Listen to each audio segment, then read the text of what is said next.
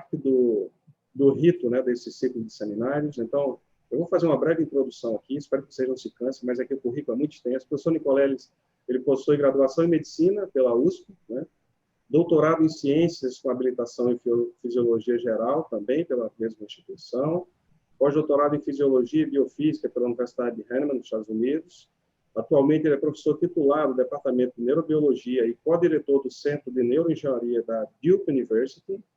É fundador da Associação Alberto Santos Dumont para apoio à pesquisa e do Instituto Santos Dumont, sendo presidente voluntário deste último. É pesquisador do Instituto Internacional de Neurociências Edmond Lilly Safra e coordenador do projeto Andar de Novo, que tem como objetivo demonstrar o potencial das interfaces cérebro-máquina para uso clínico em reabilitação motora de pessoas com paralisia causada por danos neurológicos, né?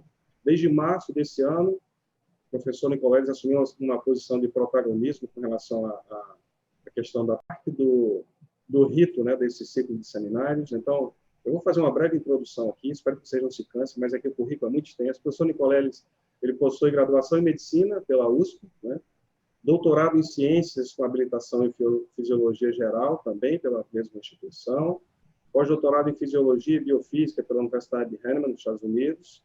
Atualmente, ele é professor titular do Departamento de Neurobiologia e co-diretor do Centro de Neuroengenharia da Duke University.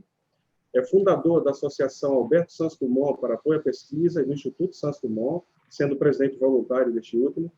É pesquisador do Instituto Internacional de Neurociências Edmond Lilly Safra e coordenador do projeto Andar de Novo, que tem como objetivo demonstrar o potencial das interfaces cérebro-máquina para uso clínico em reabilitação motora de pessoas com paralisia causada por danos neurológicos, né?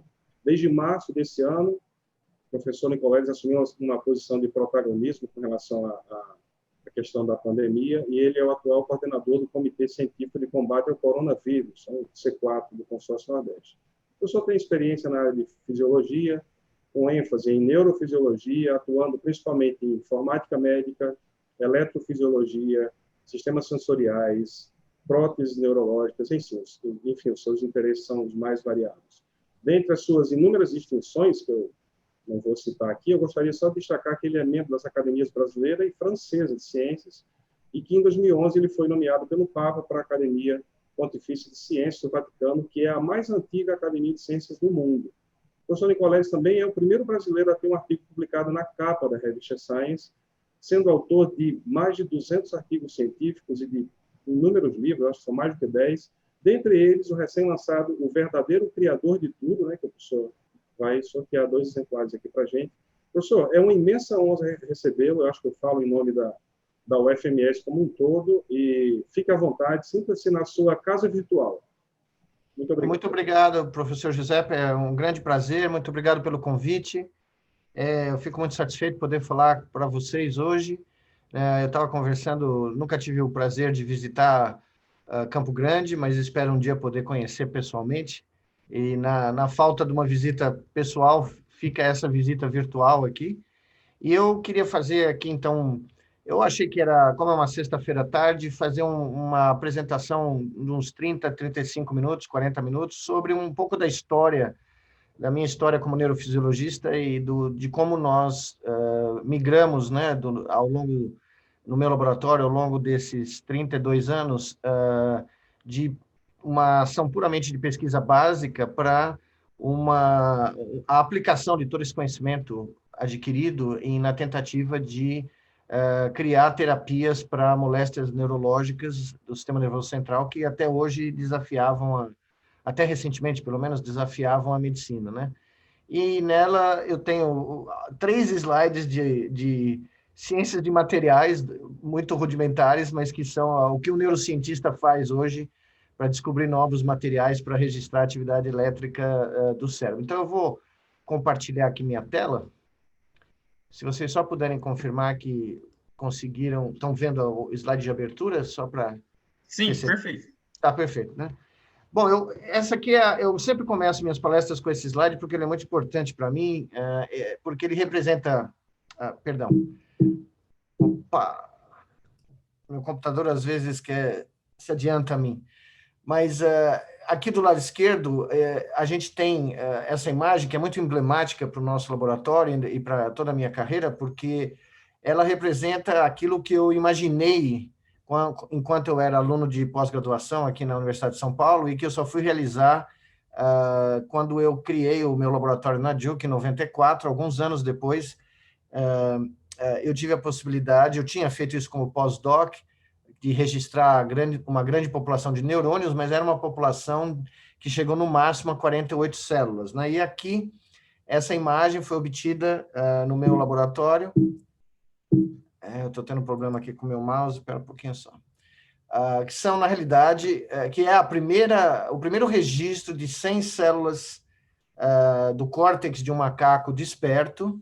São aqui poucos segundos da atividade conjunta de 100 neurônios, atividade elétrica conjunta de 100 neurônios que fazem parte de um circuito neural localizados na parte frontal e parietal do córtex desse animal e que estão envolvidos, esses neurônios, com outras centenas, milhões de neurônios, centenas de milhares ou milhões de neurônios envolvidos no controle motor dos membros superiores. E essa imagem é emblemática porque foi a primeira vez que nós conseguimos olhar a atividade de uma amostra significativa de neurônios e prever, antes do animal iniciar o movimento, quais seriam as características básicas desse movimento do braço do animal. Foi aí, então, que, ao ver essa imagem, que eu tive a sensação que seria possível criar aquilo que é o tema dessa palestra, que ficou conhecido, o termo que eu e o meu grande amigo John Chapin, que tinha sido meu orientador de pós-doutorado, mas que nós continuamos colaborando quando eu me mudei para a Duke University em 94. Em 99, nós publicamos um paper demonstrando pela primeira vez a possibilidade de ligar cérebros a máquinas e usar a atividade elétrica, como essa que vocês veem aqui à esquerda, para controlar um braço robótico, permitindo que o animal tivesse a possibilidade de estender a sua ação cerebral para com fins além dos limites físicos do seu próprio corpo. Na realidade, essa foi a imagem que eu e o John publicamos e que deu início a essa área de pesquisa, que ficou conhecida, como eu já falei, como a Brain-Machine Interface, ou interface cérebro-máquina, onde nós postulamos, em 99, que com os novos materiais que nós tínhamos conseguido usar para registrar a atividade elétrica, eu vou mostrar para vocês num segundo, do cérebro, nós poderíamos, então, ter acesso a grandes populações de neurônios simultaneamente. Na realidade, esses aqui são filamentos de metal extremamente flexível, ou de tungstênio, ou de um tipo de aço produzido especificamente para esse tipo de aplicação, revestido com um material isolante na boa parte do seu comprimento, menos nas pontas, que nos permitem criar agregados ou cubos de registro que são usados para amostrar os sinais elétricos individuais produzidos pelos neurônios individuais do cérebro. Essa interface cérebro-máquina, ela utiliza esses sinais em tempo real. A gente não só registra os sinais, mas a gente manda esses sinais, depois de um processamento eletrônico, para uma série de computadores que estão rodando modelos matemáticos em tempo real que extraem os comandos necessários para se mover um braço ou uma perna, ou alguma extremidade do corpo, que foram gerados pelo cérebro do sujeito que está tendo o seu cérebro registrado, e nós transformamos esses sinais em comandos digitais que podem ser remetidos para um braço robótico, permitindo que esse artefato se mova de acordo com a intenção voluntária desse cérebro, mediante o uso da atividade elétrica do cérebro, que contém os comandos motores que seriam usados em outras circunstâncias para mover o próprio corpo desse indivíduo. O que nós descobrimos é que se essa interface, se esse caminho que vocês viram aqui, dos eletrodos até o braço robótico, se der em menos de 300 milissegundos, os animais e os seres humanos são capazes de operar essa interface cérebro-máquina como se eles estivessem realizando um movimento do próprio corpo. Principalmente porque nós descobrimos que, ao fechar esse loop de controle, fornecendo feedback visual, tátil ou até auditivo, mais recentemente, o cérebro passa a incorporar esse artefato, seja ele robótico, eletrônico ou até virtual, como uma extensão do modelo de corpo, da definição de corpo que o cérebro contém, o que a gente chama em inglês do sense of self. O sense of self a gente descobriu com esses experimentos nos últimos 20 anos, e outros laboratórios, evidentemente, com outros tipos de experimentos, comprovaram essa nossa afirmação. O cérebro atualiza esse modelo interno neural do que é o corpo e quais são os limites do corpo continuamente.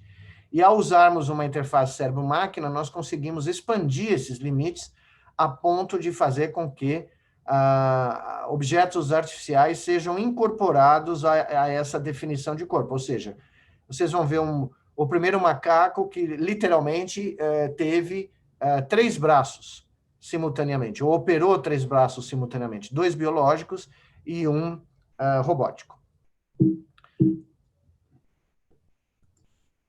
Esse aqui, então, é o primeiro paradigma que nós criamos nos anos 90.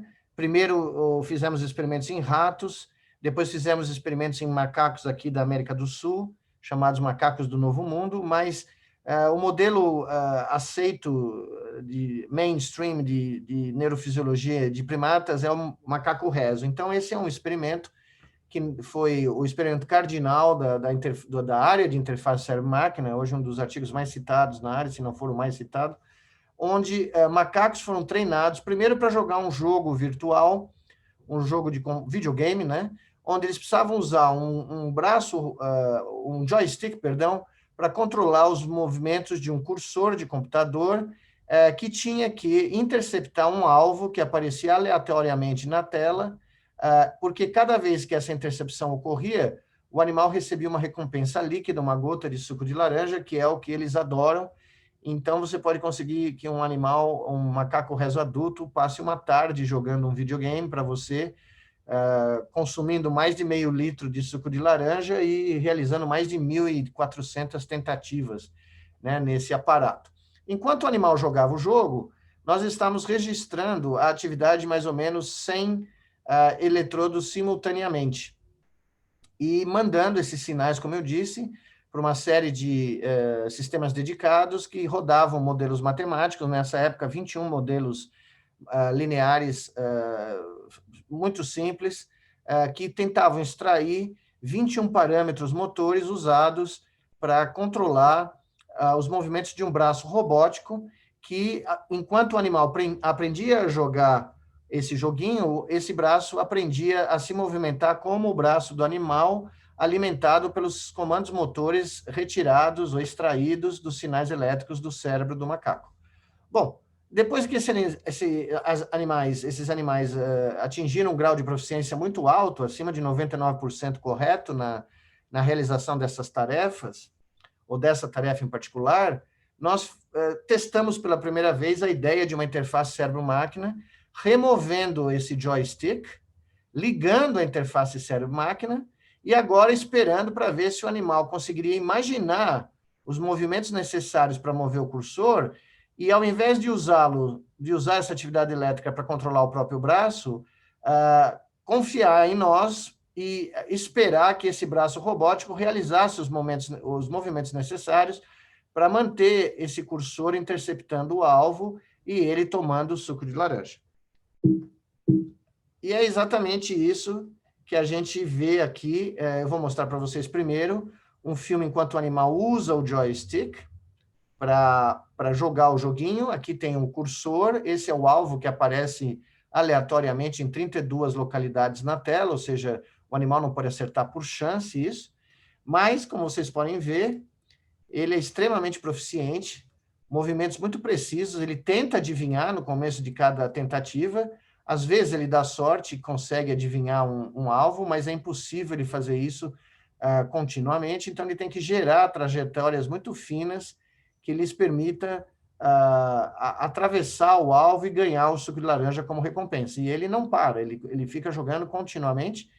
E, como vocês podem ver aqui no canto, essa é uma época onde os nossos registros ainda precisavam de cabos para transmitir os sinais elétricos dos amplificadores, mas nós tínhamos uma centena de cabos aí indo para o nosso sistema de computação, e vocês veem que o animal está cruzando o alvo, são trajetórias muito ricas, muito perfeitas, muito otimizadas, o mínimo esforço possível para conseguir atravessar o alvo e ganhar o suco de laranja. Bom, quando nós vimos que isso estava acontecendo, nós resolvemos testar o aparato da interface cérebro-máquina pela primeira vez no macaco reso.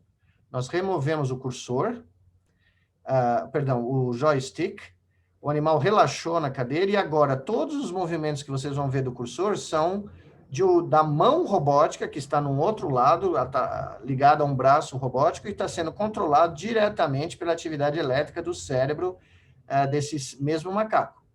E como vocês podem ver, ele continuou jogando o jogo. Para nosso assombro, né, nessa noite, a primeira vez que nós vimos isso foi um grande choque, porque o animal não titubeou nenhum minuto. Quando ele viu que o cursor continuava a se mover de acordo ou relacionado causalmente com o seu pensamento, com a atividade elétrica do seu cérebro, que em teoria moveria o joystick, mas como ele não existe mais, a alternativa é controlar o robô, mesmo sem ver o robô, ele se deu conta que algo estava acontecendo que permitia que ele jogasse o jogo só imaginando as trajetórias. E depois de alguns minutos, quando ele se acostumou com o aparato, ele continuou a jogar o jogo com a mesma proficiência que vocês viram com o joystick. Foi aí que nós nos demos conta que nós tínhamos conseguido pela primeira vez libertar o cérebro de um primata dos limites físicos do corpo, para que a atividade elétrica desse cérebro pudesse agir no mundo, porque esse braço robótico que eu mostrei a vocês, como nós realizamos experimentos assim, ele não precisava estar do lado do corpo do animal. Ele podia estar numa outra sala, ou como nós fizemos, podia estar no outro lado do planeta, sendo controlado à distância, que o efeito seria o mesmo. Ocorre que o senso de ser, o sense of self desse animal, se expandiria até onde esse braço robótico estivesse localizado. E foi exatamente isso que nós conseguimos demonstrar, e mostramos nos últimos anos que não era nem preciso você ter um braço físico, mecânico, real. Você poderia usar, ao invés, uma construção virtual, como um avatar do braço do macaco, e que seria controlado diretamente pela atividade elétrica, da mesma forma que um braço mecânico. Curiosamente, quando nós criamos essa nova versão, chamada interface cérebro-máquina-cérebro, o que nós fizemos aqui foi demonstrar que você não precisava do corpo do macaco nem para mover o braço virtual, como vocês acabaram de ver no experimento anterior, nem da mão real do animal para realizar uma tarefa de discriminação tátil de objetos que apareciam na tela. Esses objetos, apesar de serem visualmente idênticos, no experimento que vocês vão ver agora, nos dois experimentos, eles contêm uma textura virtual, que não é visível. Mas quando a mão virtual passava por essa textura, uma frequência de disparos elétricos proporcional à frequência espacial dessa textura em cada um do objeto, nós tínhamos um com uma frequência muito baixa, um com uma frequência intermediária e um com uma frequência espacial muito alta, como se fossem diferentes tipos de papel de lixa, por exemplo, ou se você estivesse tocando num papel de lixa de alta rugosidade, de média rugosidade, ou um painel de vidro, né?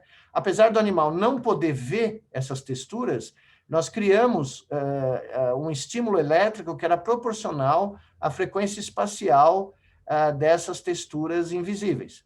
E mandamos esses sinais elétricos direto para a parte do cérebro desses animais, que realiza nos animais e em nós a discriminação tátil, quando a gente usa as nossas mãos para tocar um objeto. Na realidade, nós mandamos esses sinais para a representação das pontas dos dedos no córtex cerebral desses macacos. E o que nós observamos é que esses animais, ao longo dos últimos anos, foram capazes de realizar tarefas táteis extremamente complexas, usando essa interface cérebro-máquina-cérebro, sem nenhuma intermediação do corpo do animal. Então, eu vou mostrar aqui primeiro um experimento, o primeiro experimento dessa área de pesquisa, vocês vão ouvir no som, que é bem alto, inclusive, eu vou ter que diminuir um pouquinho aqui, porque sempre fica muito alto, um neurônio do córtex tátil desses animais, enquanto o animal passa uma mão virtual por sobre a superfície de 3 objetos que aparecem em cada tentativa, e vocês as legendas que aparecem não eram mostradas para o animal, não tinha som nenhum, o animal só via os objetos e a mão virtual dele, e ele tinha que sentir qual textura era a de maior frequência. E, ao sentir isso, ele tinha que posicionar a mão no centro desse objeto para receber a recompensa líquida. Então, vamos lá, esse é o primeiro experimento. Esse é um neurônio disparando, a mão virtual sob controle do cérebro, e aí ele passa a mão sobre os objetos, e vocês veem que, com a legenda, qual é o objeto correto, que muda de posição em cada tentativa. E ele tem que achar isso com a mente dele, ele não está tendo nenhum estímulo no corpo. Você vê que quando ele deixa a mão no centro do objeto, é porque ele encontrou a textura correta. E eles são muito rápidos para determinar isso e receber a recompensa. Então, ele usa a mão para fazer um scanning da superfície invisível. Veja aí que ele está indo, ele já achou de cara a textura nessa tentativa, mas em outras ele tem que passar por todos os objetos, procurar até que ele encontre a correta. E nisso ele realiza uma tarefa de discriminação tátil sem usar nenhum tipo de ajuda da pele real dele, dos receptores da pele dele. Ele está usando um braço virtual sob o controle da mente e que está informando diretamente para o cérebro dele quais são as características táteis. E vocês imaginam, né, o nosso espanto quando isso ocorreu, porque, evidentemente, isso abre uma avenida de opções terapêuticas enorme. Opa, não sei por que o meu mouse não está colaborando, mas aqui é um experimento que nós publicamos no ano passado, na mesma linha, um experimento bem mais difícil, porque é a mesma coisa que vocês viram, só que agora são 2 texturas, que a cada tentativa mudam as suas frequências relativas, o delta entre elas, de frequência espacial, de textura, né, está mudando em tempo real. E o macaco tem que selecionar aquela que tem a maior frequência em cada nova tentativa, mas ela nunca é a mesma, mudando de tentativa em tentativa. Não é como no experimento passado, onde as frequências eram fixas, elas só mudavam de lugar no espaço. Novamente, o ruído é um neurônio, e o que vocês veem do lado esquerdo é o que o macaco via, do lado direito são as legendas e as informações que nós pusemos para vocês poderem apreciar quão complexo era esse experimento. Vejam aqui, ó, são 2 texturas e ele tem que selecionar de maior frequência espacial. Ele deixa a mão parada ali para ganhar a recompensa, mas ele não está vendo nada, ele só está vendo 2 blocos cinzas. Quando, na realidade, cada vez que ele passa o dedo virtual por cima, ele recebe estímulos com a frequência que vocês acabaram de ver. Tá? Então, ele sempre tem que ir para a frequência que tem maior, para o bloco que tem a maior frequência espacial, para ganhar a recompensa. Senão, ele comete um erro e não recebe a recompensa. Ocorre que esses animais aprendem a realizar essa tarefa de discriminação tátil tão bem quanto se eles estivessem usando o próprio dedo biológico deles para realizá-la, mas aqui eles estão usando uma Brain-Machine Brain Interface. Bom, não foram só os usos de avatares controlados pela mente ou tarefas táteis que nós conseguimos acomodar em termos de aplicações para interface cérebro-máquina. Aqui nós vemos o primeiro emprego de uma nova geração dessas interfaces usando tecnologia wireless, 512 canais de transmissão contínua da atividade elétrica de neurônios isolados no cérebro. E o que nós mostramos aqui é uma generalização que ilustra que esses animais podem aprender a controlar aparatos que não tem nada a ver com o formato do corpo deles, que não tem nenhuma relação biológica com o corpo deles, como, por exemplo, uma cadeira de rodas eletrônica, que esses animais aprenderam a guiar, né? Vocês podem pensar nisso como o primeiro carro autônomo autodirigível controlado pela mente do motorista, né? Bem mais ambicioso do que o que a gente vê hoje em dia na indústria automobilística. Mas, enfim, o que esse experimento mostra é que se você mantiver um animal... se você puser um animal numa sala e puser do outro extremo da sala um pod para ele recolher frutas, né? No caso, uvas, que eles gostam muito, a gente consegue condicionar esse animal para que ele imagine trajetórias na mente dele que podem ser traduzidas por essa interface cérebro-máquina em sinais que controlam os motores elétricos dessa cadeira eletrônica de tal maneira que ele possa guiar a si mesmo em direção ao pod e coletar a sua recompensa. Então, vocês vão ver isso com duas câmeras, uma no teto do laboratório, essa aqui são as posições originais onde eles podem ser colocados, e essa aqui é o alvo que eles têm que atingir em cada tentativa. A gente põe o animal no começo da tentativa numa localização, ele tem que dirigir por si só autonomamente para coletar, aí a gente põe ele numa outra localidade e ele tem que criar uma nova trajetória para vir coletar as uvas. E ele tem que fazer isso durante 1 hora por dia. Aí, o que vocês vão ver, primeiro de cima e depois de frente, é que os animais rapidamente aprendem isso e começam a guiar essa cadeira de rodas sem problema algum. Então, vocês veem aqui, do teto, vocês estão vendo aí o animalzinho dirigindo a cadeira, coletando as uvas, a gente põe ele no canto inferior da sala, e aí ele tem que aprender a gerar comandos mentais que dirigem o animal de volta para onde ele pode coletar as suas uvas. Novamente, na nova posição, e ele aprende rapidamente, ele toma a decisão de como dirigir a cadeira em direção às uvas. Vocês veem, então, que os únicos movimentos realmente importantes nessa tarefa é a coleta da uva, né? Eu gosto de usar isso como um exemplo de que existe o free lunch. O almoço grátis existe, você só precisa de uma interface cérebro-máquina para obtê-lo, né? Bom, quando nós vimos isso, eu e o John já tínhamos proposto, logo quando os primeiros experimentos com animais foram publicados, que as interfaces cérebro-máquina seriam importantes não só para nós termos uma nova ferramenta para investigar o cérebro, mas também elas teriam um impacto clínico muito grande. Isso nós publicamos em 2002, num artigo na Scientific American, que nós basicamente ilustramos com essa imagem, mostrando que nos pacientes que sofrem lesões medulares graves, ainda existe a capacidade, eles ainda têm a capacidade de gerar programas elétricos ou sinais elétricos que contêm programas motores para controle do corpo que eles não movem mais, porque quando você rompe a medula espinal, os comandos motores gerados por esses sinais elétricos não conseguem chegar no corpo, a pessoa fica paralisada, mas também os sinais que vêm da periferia do corpo não conseguem subir para o cérebro. Então, a pessoa perde o senso de ter um corpo abaixo da lesão. O que eu e o John propusemos era que seria possível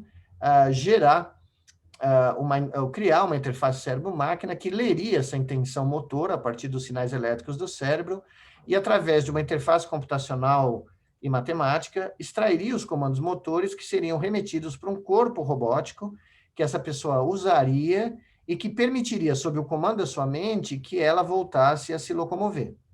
Essa ideia foi pela primeira vez publicada em 2002, mas levou mais ou menos uma década para a gente ter a oportunidade de testá-la de forma real, que foi, curiosamente, quando o Brasil recebeu a Copa do Mundo, em 2014, a confirmação que teria a Copa do Mundo, e eu imediatamente tive a ideia de criar esse projeto chamado Walk Again, ou Andar de Novo, e propus ao governo brasileiro e à FIFA a ideia de realizar uma demonstração científica na abertura da Copa do Mundo, onde um jovem brasileiro paraplégico daria o chute inicial da Copa usando um exoesqueleto robótico controlado pela mente. Pela primeira vez, um evento esportivo dessa magnitude teria como um dos momentos centrais da sua cerimônia uma demonstração científica. E é curioso dizer isso, porque os brasileiros não sabem disso, mas quando o Santos Dumont fez exatamente isso, no dia 19 de outubro de 1901, ou seja, uma demonstração científica pública nos céus de Paris, contornando a Torre Eiffel e demonstrando que ele tinha inventado o voo controlado, que é um grande divisor da modernidade, né? havia 1 milhão de parisienses nas ruas observando Santos Dumont voar. Quando Neil Armstrong pousou na Lua, no dia 20 de julho de 1969, que ocorre seu aniversário do nascimento de Santos Dumont, que hoje tem o seu nome numa cratera na Lua, o pouso, o passo fundamental, né, a pisada no chão da Lua, o primeiro passo do homem fora, né, do seu planeta, foi visto ao vivo por 400 milhões de pessoas que assistiam às transmissões das TVs americanas mundo afora. Pois bem, esse pequeno chute, que não durou mais do que 20 segundos, foi visto por 1,2 bilhões de pessoas mundo afora. Então, onde eu vou no mundo, as pessoas lembram, né, onde estavam e como viram e como reagiram a esse momento, e realizando a mesma coisa que Santos Dumont quis realizar, né, com o seu voo, demonstrando que a ciência pode ser levada à sociedade, e nesse caso em particular, que a ciência brasileira tinha condições de realizar algo que o mundo inteiro pararia para ver, e parou e viu, né? Porque uma vez que eu recebi o aceite para realizar esse experimento, eu comecei a telefonar para os meus amigos, né, mundo afora, e uma boa parte deles, a vasta maioria deles, quem atendeu o telefone respondeu. E o convite era irresistível, né? Porque eu ligava para o meu, vamos lá, o Gordon Chang, meu grande amigo, que é um dos maiores roboticistas do mundo, que foi o coordenador do projeto do exoesqueleto, e falava: Gordon, você gostaria de estar no campo, não é na arquibancada, no campo, no dia da abertura da Copa do Mundo no Brasil, em 12 de junho de 2014, e o Gordon, claro, pode contar comigo. Eu falei, só tem um pequeno detalhe, Gordon. Para a gente estar no campo, nós vamos precisar criar o primeiro exoesqueleto controlado diretamente por uma interface cérebro-máquina, de tal sorte que um paraplégico brasileiro possa ser responsável pelo chute inicial da Copa do Mundo. Havia um silêncio na linha, e alguns segundos depois o Gordon, mas não tem um jeito mais fácil de comprar os tickets para a abertura da Copa do Mundo? Eu falei, não, esse é o único jeito para nós, cientistas, de estar no campo na abertura da Copa do Mundo. E como vocês podem ver, o telefonema funcionou, e esses meus grandes amigos, que trabalharam todos de graça, pro bono, com exceção dos alunos, evidentemente, atenderam esse chamado, e de 25 países, e participaram durante 7 meses de um dos experimentos mais intensos do ponto de vista de divulgação científica e de realização mesmo, de um sonho de mais de uma década de fazer alguém tirar fruto de toda essa pesquisa, né? Bom, para isso nós tivemos que recrutar 8 pacientes paraplégicos de um banco de dados de mais de 60 mil, foram selecionados por uma série de critérios, tinham que ser lesões torácicas com mais de 3 anos, ou seja, crônicas, sem nenhum tipo de mobilidade, sensibilidade, o controle visceral abaixo da linha da lesão da medular, pessoas com uma série com um estado de saúde bom, que pudessem passar 6 meses treinando num ambiente que envolvia um ambiente virtual, onde primeiro, usando o nosso método aqui de extração de sinais elétricos cerebrais, foi não invasivo, nós não usamos os mesmos eletrodos dos animais, usamos formas não invasivas baseadas em eletroencefalografia, e esses pacientes primeiro tiveram que ser condicionados num sistema de realidade virtual imersiva, usando o goggles aqui, que vocês veem aqui, de realidade virtual, combinados com um sistema de feedback tátil, para que eles pudessem readquirir a noção de ter um corpo inteiro, porque, como eu disse para vocês, quando uma lesão medular ocorre, em uma questão de minutos, o cérebro começa a esquecer que tem um corpo abaixo da lesão, e só se foca no corpo que ainda continua com sensibilidade permanente. Então, nós tivemos que fazer um treinamento de meses nesse sistema de realidade virtual para eles adquirirem novamente essa sensação tátil de ter um corpo integral e aprender a usar a atividade elétrica do cérebro para controlar um avatar deles mesmos, um jogador de futebol que andava num campo de futebol. Uma vez que eles ficaram proficientes nisso, a gente conseguiu passar eles para várias etapas intermediárias, vários robôs intermediários, até que eles tivessem acesso ao nosso exoesqueleto. Esse é o exoesqueleto, a primeira versão, nós já estamos na 3ª. Essa é a primeira versão que foi criada. E como vocês veem aqui, esse é o cockpit. Essa é a foto de todas as pessoas que participaram do projeto, ou seja, o nosso voluntário Juliano Pinto, que deu o chute na abertura da Copa, estava literalmente com o apoio de todos os cientistas que participaram, né, dentro do cockpit. Aqui é um dos nossos pacientes treinando. Esse é um sistema eletrohidráulico, onde a atividade elétrica do cérebro controla esses motores elétricos que mandam comandos que são espalhados por linhas hidráulicas de alta precisão para fazer com que esses movimentos sejam o mais analógico possível. Os pacientes não queriam, de maneira alguma, serem conhecidos ou tratados ou vistos como robôs. Eles queriam movimentos que fossem parecidos com os movimentos que eles tinham antes da lesão medular, e por isso nós criamos um sistema analógico de movimentação. Esse aqui é uma das grandes invenções do Gordon, que eu acabei de mencionar, são sensores que estão em placas impressas, né, de circuitos, sensores de pressão, temperatura e distância, colocados na superfície plantar dos pés do exoesqueleto, para que cada vez que o exo tocasse no chão, os pacientes pudessem gerar sinais de pressão que eram entregues, eram transferidos para os braços dos pacientes através de um array de vibradores de telefone celular que eram colocados em velcro e aplicados na superfície da pele dos antebraços dos pacientes, onde a gente tinha garantia que eles tinham sensibilidade, para que eles recebessem um feedback tátil do chão, de onde eles estavam pisando, porque sem esse feedback tátil, nenhum de nós consegue andar direito. E isso foi muito importante, vocês vão ver aqui. Esse é um filme do primeiro dia de um dos nossos pacientes, cada um deles teve esse primeiro dia, todos ficaram proficientes no uso do exo. Então, vocês vão ver esse paciente que tinha uma lesão aqui bem alta, T6, torácica 6, e o helmet é para proteção dele, embaixo do helmet tem uma touca de EEG, e ele está usando a atividade elétrica dele para controlar os movimentos das pernas do exo, e cada vez que o exo toca o chão, ele recebia um feedback tátil da consistência do chão nos braços, que era interpretado pelo cérebro dele não como vindo dos braços, isso foi a coisa mais curiosa, mas nós criamos uma ilusão nítida. Todos os pacientes relataram que quando eles recebiam essa estimulação tátil, eles tinham o cérebro deles dizia para eles que vinha das pernas deles, apesar de que as pernas não eram capazes de gerar esse tipo de sinal tátil.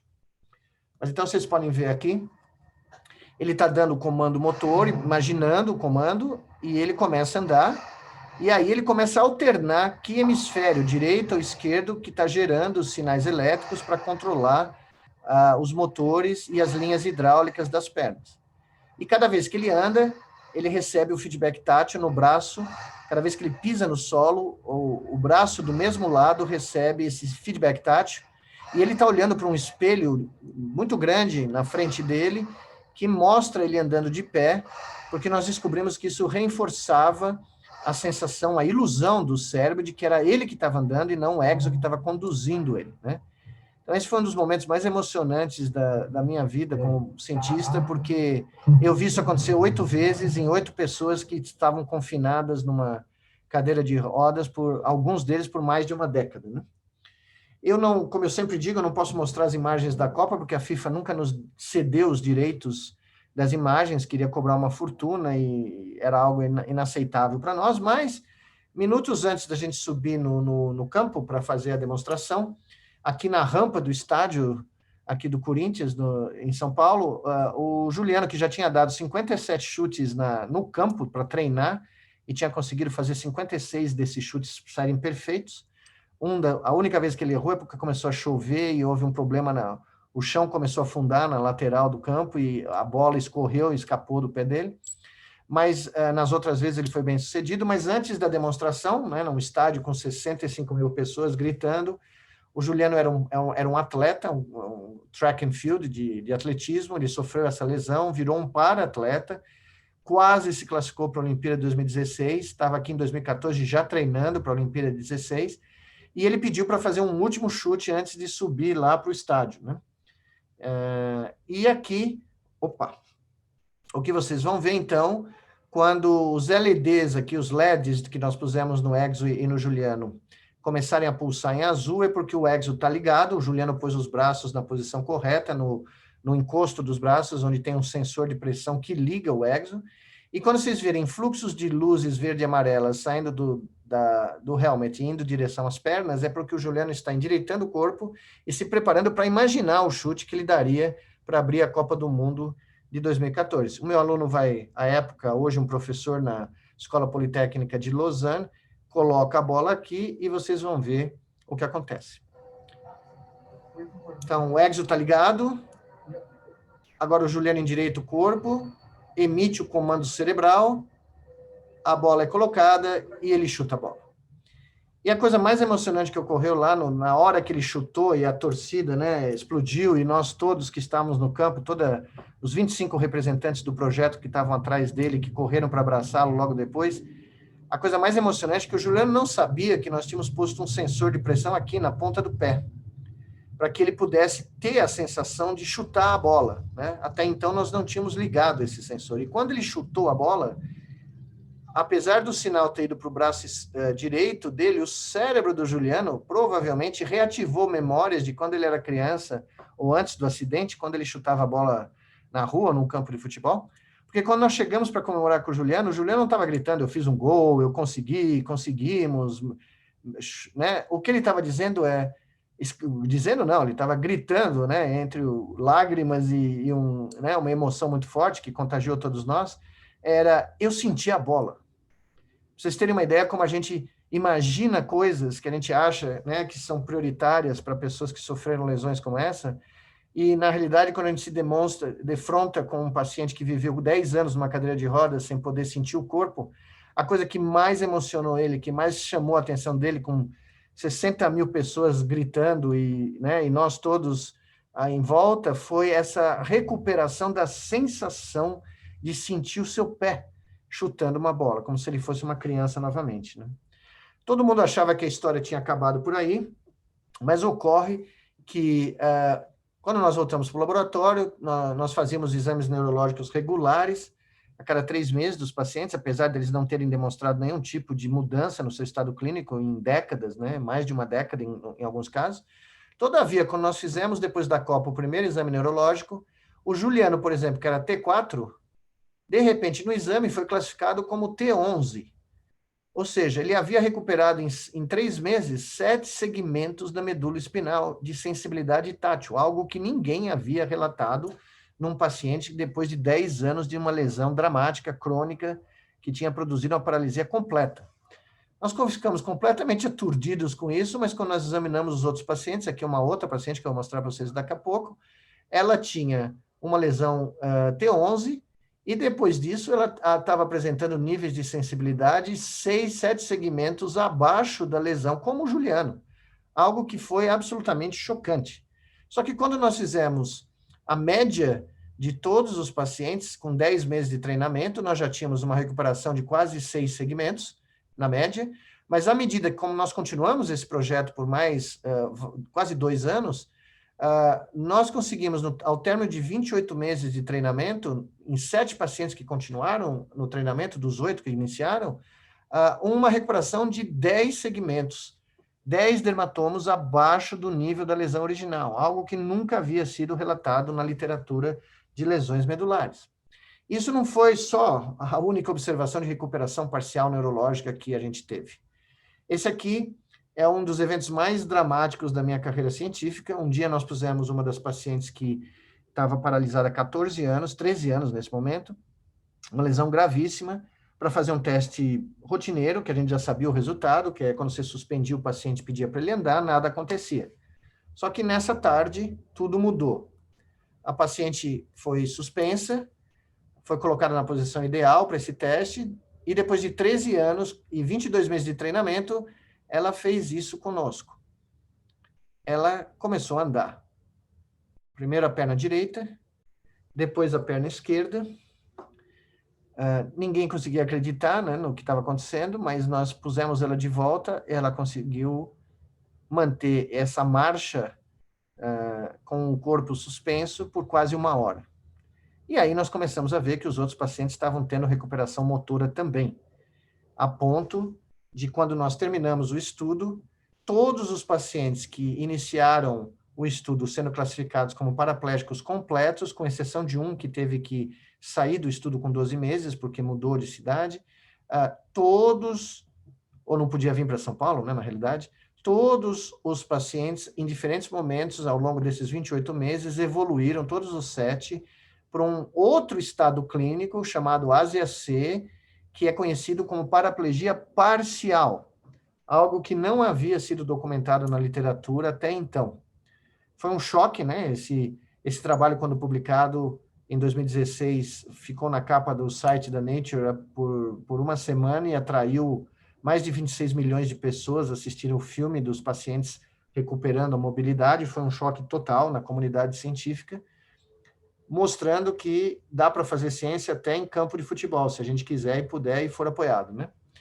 A recuperação desses pacientes foi tão dramática que 2 deles desse primeiro grupo e um terceiro de um novo grupo, onde nós reproduzimos os resultados, acabamos de terminar esse grupo há um ano atrás, estamos publicando os resultados agora, com uma pequena ajuda, depois dos 22 meses de treinamento, estou tendo problemas aqui de novo, mas enfim, só em oferecer um pouco de um apoio de suspensão do corpo, um carrinho de apoio e um sistema de estimulação não invasiva elétrica muito leve em ambas as pernas para ajudar a contração muscular que eles tinham recuperado e podiam controlar voluntariamente, o que vocês vão ver aqui, então, é um dos nossos pacientes que, usando uma interface cérebro-máquina, da mesma maneira que o Exo, mas sem o Exo, conseguiu recuperar um grau de autonomia nunca antes imaginado para um paciente que passou 6 anos, 4 anos e meio com uma lesão medular completa. Então, vocês veem aqui o paciente gerando movimentos autônomos, usando a recuperação que ele obteve com os 28 meses de treinamento, mais o sistema que ele está controlando de estímulo elétrico não invasivo das pernas, para gerar movimentos e começar e apresentar, né, produzir um padrão de marcha autônomo, ou semi-autônomo, pelo menos, que era inimaginável até então. Então, basicamente, o que eu quis mostrar a vocês aqui é que, às vezes, a gente pensa que tudo que a gente faz como pesquisador básico não vai ter nenhuma repercussão clínica ou não vai ter nenhum efeito prático, e a gente até, em alguns círculos, mesmo nos Estados Unidos, durante muito tempo, os pesquisadores que tentam fazer esse transporte dos seus achados básicos para o mundo mais aplicado, são, né, combatidos, são ridicularizados, porque se você é um cientista de verdade, você só vai fazer pesquisa básica, mas isso é tudo bobagem, é tudo preconceito, é algo que não tem nenhum lugar na ciência moderna, porque, como todos nós sabemos, a ciência básica no mundo inteiro é paga pelo contribuinte, é paga pela sociedade, são recursos públicos que sustentam laboratórios nos Estados Unidos, na Europa, na China, no Brasil, em todos os lugares. Então, quando nós pudermos devolver qualquer desse conhecimento para a sociedade, e no caso das lesões medulares, são 25 milhões de pessoas que estão paralisadas no mundo atualmente devido a uma lesão medular. Para vocês terem uma ideia, 1 em cada 7 seres humanos apresenta algum distúrbio do sistema nervoso central. Então, se for possível que a neurociência básica ofereça soluções para melhorar a qualidade de vida ou recuperar as pessoas, é nossa missão realizar, e eu tive o privilégio, nesses 32 anos, de poder fazer essa transição, poder ver os estudos que eu fiz enquanto aluno de pós-graduação, pós-doutorado, em roedores, estudando o sistema tátil de roedores, se transformarem, todos esses estudos, convergirem em algo que pode, no futuro, melhorar a qualidade de vida de milhões de pessoas mundo afora. Então, acho que é isso que é o papel da ciência, a gente não só fazer os nossos castelos mágicos, os nossos mundos abstratos, mas devolver para a sociedade algo que possa transformar a vida humana para melhor. Muito obrigado, então, a vocês. Maravilha, professor. Fantástico, incrível. Bom, a palestra foi o nosso ciclo. Eu não falei no início, mas chama Ciência que Inspira, e o seu seminário foi inspirador. Eu não sei nem em quantos níveis diferentes, mas passemos as perguntas, Cícero. Muito obrigado. Exato. A primeira pessoa que se inscreveu, pessoal, quem quiser se inscrever, escreve aqui no chat, que eu vou anotar os nomes. A primeira pessoa foi a Jéssica Carretone. Pode abrir seu microfone e fazer pergunta, Jéssica.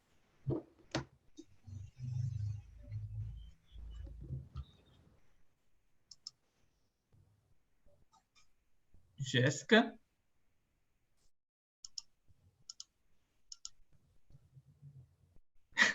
Tá, então é o Stefano, na verdade, com a conta da...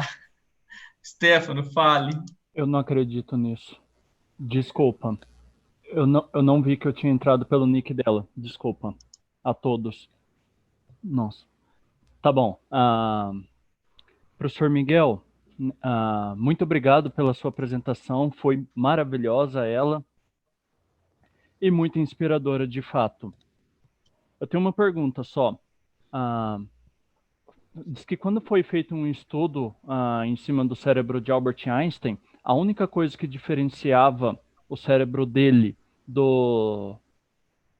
de nós, digamos assim, é que ele continha mais células da glia. Por que motivo as células da glia ela demonstrou importância, no caso de Albert Einstein, para ele ter um dos maiores QI da história da humanidade? Uma medida de inteligência, digamos assim. Qual que é a importância?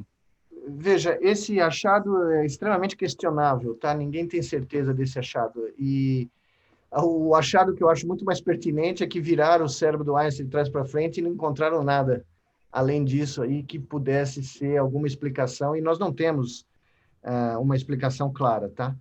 Então, essa notícia varreu o mundo, há décadas que ela corre o mundo, mas eu fui atrás dela anos atrás e as fontes não são muito confiáveis, a análise não é muito discriminativa, tá? Então, não foram as pobres células da glia que fizeram Einstein quem ele era, e na realidade, eu não me lembro, mas eu tenho quase certeza de ter lido que o teste de IQ dele não era tão extraordinário, era alto, mas não era tão do outro mundo. Curiosamente, talvez o teste não tenha capturado a genialidade, muito provavelmente não capturou, né? Mas, enfim, a glia não é a culpada, quase com certeza. Ok, professor, muito obrigado. Imagem empregados, eu que agradeço. A próxima pessoa inscrita é a Mila, seria essa Eu vou tentar falar sobre Marsiglia, isso? Seria isso? Isso. Tá, valeu. Pode Obrigada. ficar à vontade. Boa tarde, parabéns pelo trabalho incrível e emocionante, professor. A minha dúvida é como funciona a propriocepção de um membro robótico? Como funciona o quê? Perdão? A propriocepção de um membro robótico. Isso. Essa é uma questão super complexa, mas a gente demonstrou que esses pacientes interagindo com o exoesqueleto, inclusive, tiveram uma recuperação de sinais proprioceptivos nos próprios membros deles. Ou seja, só em praticar com o exoesqueleto a interface cérebro-máquina, nós induzimos uma recuperação parcial do senso de propriocepção deles. E que é muito curioso, porque essa recuperação, ela adianta a sensibilidade tátil. Então, a pessoa começa a falar, estou sentindo o meu joelho se flexionar, mas até aquele momento ele só consegue ter sensação tátil na coxa. De repente ele fala, não, meu tornozelo eu consigo saber onde está no espaço o meu tornozelo, mas ele só está tendo sensibilidade no joelho. Ou seja, tem um efeito de adiantar, de prever o que vai acontecer do ponto de vista tátil, a recuperação proprioceptiva. No caso dos braços robóticos ou pernas robóticas, a gente tem alguns truques que a gente usa, mas a gente percebeu que os animais e os seres humanos, com um feedback tátil, usando sinais de pressão e de distância do solo, já é suficiente para o cérebro gerar um modelo interno, tridimensional do que está acontecendo com o corpo. Muito bom, obrigada. Imagine. Tá, então tem a Brena está pedindo para eu fazer a pergunta que ela escreveu no chat. Sim. Essa, sem dúvida, é a maior contribuição da neurociência para a área da saúde. Qual é a maior contribuição da neurociência para a educação até agora? Essa é uma boa pergunta. Ela ainda está por ser feita, na minha opinião, né? A neurociência ainda, os neurocientistas ainda têm pouco diálogo com os pedagogos. Nós tentamos fazer isso, tivemos algumas experiências lá no Rio Grande do Norte, no nosso instituto. Passamos 10 anos tendo um currículo de educação científica para crianças da rede pública, né, que no turno oposto das escolas vinham para as nossas escolas de ciência, em Macaíba, Natal e também no interior da Bahia. Foram 1.500 crianças por ano. Foi um grande estudo pedagógico. Infelizmente, depois de 10 anos, apesar do sucesso internacional, dos prêmios, dessas crianças terem entrado em universidades federais e, enfim, de todo o sucesso, o novo ministro da Educação, se é que eu posso chamá-lo assim, decidiu cortar qualquer apoio a cursos de educação científica infanto-juvenil, e o nosso projeto foi um dos primeiros a ser afetado, né? E nós tivemos que interromper isso em 2017, dezembro de 2017. Mas, de qualquer maneira, foi uma experiência muito, muito importante para mim também, como neurocientista, mas nós não conseguimos chegar a termo, né, no que eu tinha sonhado de uma colaboração mais íntima entre a neurociência e a pedagogia, mas isso ainda é algo que é preciso ocorrer. Eu acho que ainda não foi feita essa ponte, né, de forma adequada. Ela deve estar sendo feita mais hoje em dia, mas como não é a minha área e eu não tenho lido sobre isso, é difícil dar uma opinião nesse momento, né? Maravilha. A Aline tem uma pergunta. Aline, se você quiser abrir seu microfone, eu escrevi aqui na... A minha dúvida, eu quero agradecer primeiramente a palestra, foi inspiradora, e eu lembro de 2012, daquele chute, eu fiquei com grande expectativa naquele dia, foi bem emocionante, e hoje relembrar isso tocou bastante. E o que eu não sabia era essa questão da recuperação, digamos, uma recuperação das pessoas que testaram o exoesqueleto após esse período da Copa. E aí ele me levantou uma dúvida. Será que... e aí eu gostaria de saber se tem alguma coisa na área, um estudo, será que esses estímulos elétricos que os pacientes fizeram para tentar controlar os membros que não estavam mais em uso, acabou gerando uma formação de neurônios, outras células, ou reativou algumas células que estavam ali, que haviam sido, digamos, abandonadas pelo organismo? Eu queria saber se o estudo acabou criando alguma explicação para isso. Eu não mostrei aqui por causa do tempo, mas provavelmente houve plasticidade a nível de sinapses, não houve geração de novos neurônios, porque no sistema motor isso não ocorre depois que a gente nasce, mas certamente a maior suspeita é que nós fizemos análise de ressonância magnética estrutural da medula espinal dos pacientes e encontramos em metade deles algum grau de conectividade ainda presente, muito pequeno, mas ainda presente. E uma das hipóteses que nós temos é exatamente essa, da reativação desses nervos que provavelmente desligaram, né, porque o trauma é tão gigantesco, você vê 90%, 95% da medula espinal rompida, algumas fibras provavelmente foram esgarçadas, né, e o que a gente acha é que esse treinamento pode ter reativado o fluxo de sinais elétricos pelo que sobrou. E o cérebro se deu conta de usar o que sobrou para ampliar, né, ou restaurar certos comportamentos motores e certas sensações. Então, a gente acha que é exatamente isso que aconteceu. Muito obrigada pela resposta, professor. Imagina. Pessoal, como a gente tem um delay com o Facebook, já vou deixar um aviso aqui. Eu vou encerrar o formulário, tá? Vou ter mais 2 perguntas e eu vou encerrar o formulário aqui, tá? Pois bem, o próximo seria o Ricardo. Olá, boa noite a todos. Bem, primeiro, obrigado, Cícero, pela oportunidade. Professor Nicoleles, eu sou doutorando em neuroengenharia pela Unesp de São Paulo e pela EPFL, no campus de neuropróteses de Genebra. E confesso para o senhor que está sendo uma honra conversar com o senhor nesse momento, porque eu aguardo esse momento desde a aula da inquietação, né, em 2009. E confesso para o senhor que foi um prazer ver, nos diversos momentos que eu tive interações dentro da EPFL, o nome do senhor sendo citado em trabalhos em Genebra, na Suíça, e em Lausanne também. Confesso também que foi uma honra assistir a primeira defesa, foi uma oportunidade de estar na primeira defesa do professor Gregory Cortini sobre a volta de um paciente voltar a caminhar, né? E dentro desse trabalho também ter referências ao senhor. Confesso que isso foi gratificante. E nesse meio tempo, o professor Soleiman Shakur ingressou no nosso laboratório e eu tenho hoje a oportunidade de estar trabalhando com ele que também trabalhou muito tempo com o senhor aí. Então, muito obrigado, eu sigo seus passos.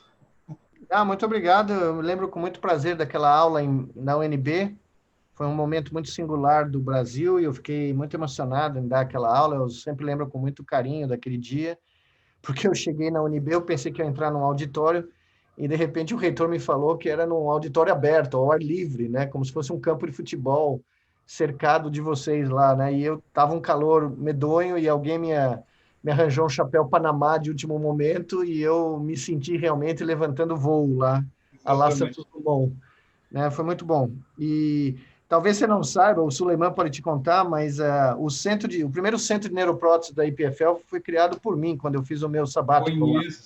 Sei dessa informação, professor. Em 2005, eu cheguei no meio do inverno lá, porque o antigo presidente da IPFL, o professor Patrick Abisher, me convidou para fazer um sabático de 2 anos e construir o centro lá, né?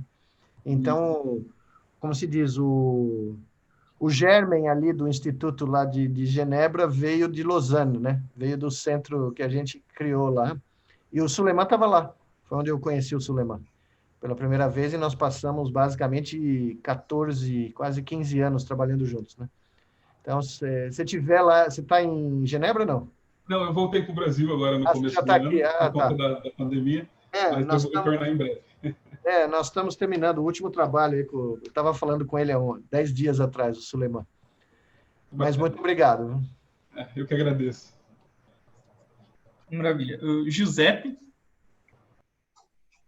Professor, hoje em dia está muito à moda essa questão do transhumanismo. A gente escuta pessoas como Ray Kurzweil, que é um futurista, que é um expoente nessa área, nessa discussão, falar da existência de avatares, e a sua própria apresentação fala em determinados momentos em avatares. O quão longe nós estamos ainda a partir do conhecimento dos sinais elétricos, né, que podem ser transcritos para uma máquina, quão longe nós estaríamos de, por exemplo, emular um cérebro humano em condições in silico? Isso é um tema de 2 dos meus capítulos do meu novo livro, né? Onde eu claramente defendo a posição que isso é impossível, né? Trabalhando junto com... Eu tenho uma monografia que eu escrevi com outro suíço, professor Ronald Sicurel, de Montreux, que foi professor muitos anos na Universidade de Genebra, também na Universidade de Lausanne, onde nós claramente mostramos que essa é uma fantasia de ficção científica, né? Por uma variedade de razões matemáticas, computacionais e biológicas.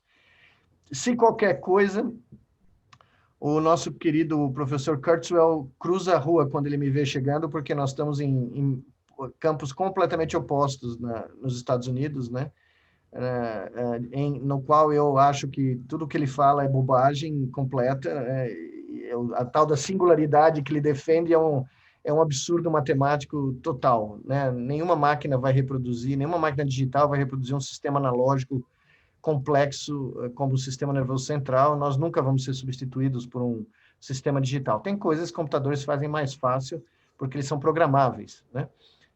E a lógica binária se adapta bem a certos atributos repetitivos e programáveis, mas a intuição humana, a inteligência humana, a empatia humana, os atributos que definem a condição humana, né, que nos fazem únicos nesse universo, são fenômenos não computáveis, são fenômenos que não podem ser reduzidos, na terminologia do meu grande amigo matemático, a algoritmos e simulados em máquinas de Turing, né? Então, eu sou Curiosamente, a minha pesquisa é usada pelo movimento transhumanista para tentar vender a ideia que esse futuro vai chegar, e, na realidade, eles, quando assistem qualquer palestra minha ou vêm conversar comigo, se decepcionam profundamente, porque eu tenho uma visão que é a antítese da deles, né? Então, hoje em dia é muito fácil você usar qualquer tipo de coisa e embutir numa mensagem oposta da quem originou a mensagem, né? Uma coisa de louco, né? Mas é só para ficar bem claro. No meu livro eu conto essa história em grande detalhe do porquê eu considero tudo isso fantasias sem futuro algum, né, na realidade, né? Nem os filmes são bons, né? Meus filhos ficam me arrastando para assistir uns filmes de interface cérebro-máquina, de transhumanismo, e eu volto dizendo que a única coisa boa do filme foi a pipoca e a companhia deles, porque o filme em si foi horrível, né? Excelente, muito obrigado. Eu vou ter que me desculpar, que eu tenho um outro compromisso daqui a 15 minutos que eu preciso me preparar para ele. Então, claro, professor. Então, me perdoem. Só para encerrar, não, foi uma honra, foi um privilégio tê-lo conosco, ainda que virtualmente. Então, em nome do PPGQ, do PGCN, eu agradeço mais uma vez, agradeço a disponibilidade para bater esse papo aqui com a gente. Foi espetacular. Foi um prazer enorme. Muito obrigado a vocês a aguentarem 1 hora e pouco de palestra numa sexta-tarde, ainda mais dia 13, né? Então, muito obrigado. Eu espero um dia poder conhecer Campo Grande, conhecer o campus e pessoalmente agradecer a vocês pela gentileza do convite. Será muito bem-vindo, professor. Pode ter certeza. Grande muito abraço. Obrigado. Até a próxima oportunidade. Até mais. Até logo, então. Até logo a todos. Muito obrigado.